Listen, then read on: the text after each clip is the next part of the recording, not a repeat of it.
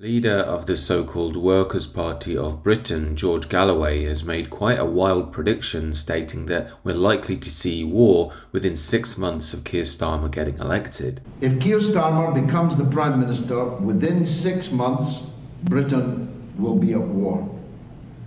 I don't mean a proxy war. I don't mean special forces dressed up as Arabs or Russians, Ukrainians. I mean an actual war with British forces deployed. And yeah, I know what you're thinking. This is George Galloway, a man who likes to dress like a would-be Cuban revolutionary and will say anything to appease his radically Muslim base. But this time old George might be onto something as pointed out by Peter Hitchens. I don't agree with this prediction, but I am filled with foreboding. I think that there is great danger from the way in which we're behaving in Ukraine, that we could be drawn into actual war. I don't say within 6 months. I wouldn't like to give a figure, and it may not happen at all, but we are playing an extremely dangerous game. This has also led some people online to start speculating as to why the British Army is running adverts featuring only young white men. As you may recall, the marketing around the army is normally totally aligned with the globalist liberal agenda, very fond of diversity and pride marches, and we famously had the advert where the army has to stop to allow a Muslim soldier to pray. But all of a sudden, as you can see on your screen in the latest advert, diversity doesn't seem to matter any longer. So the theory goes that the army is trying to attract the only people that are really willing to fight, that is young working class white men. Because as you may remember, the rest of our enriched society doesn't quite feel the same way.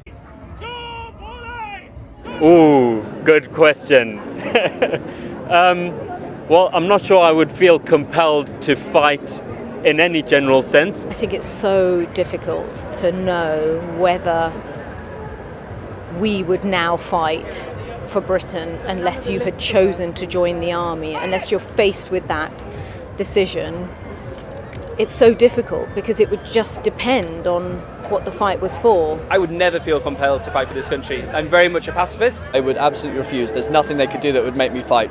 No way. It's not something I would wish to leave my wife and my children, travel to an alien place and be handed a gun and said march towards those very big guns and those people who want to kill you. Now, given only working class white people would be willing to fight, it seems the establishment knows they can only turn to them. Yet given the globalists tend to actively dislike white working class people, you wonder if they'd bother fighting for them anyway. I mean, take this example for instance. Traditional English folk music belongs to the working classes of this country, yet it's a genre which has been taken over by snooty middle class types who now are worried about it being too white-centric, and they're going to put in 1.5 million to decolonize it. And this is what the modern liberal globalists tend to do. They strike at the very heart of the culture and traditions of a nation and then expect the people to go and defend their ideology and values on the world stage. Further, would anybody actually believe our governments in what we'd be fighting for? I very much doubt it would be for king and country in defence of the nation,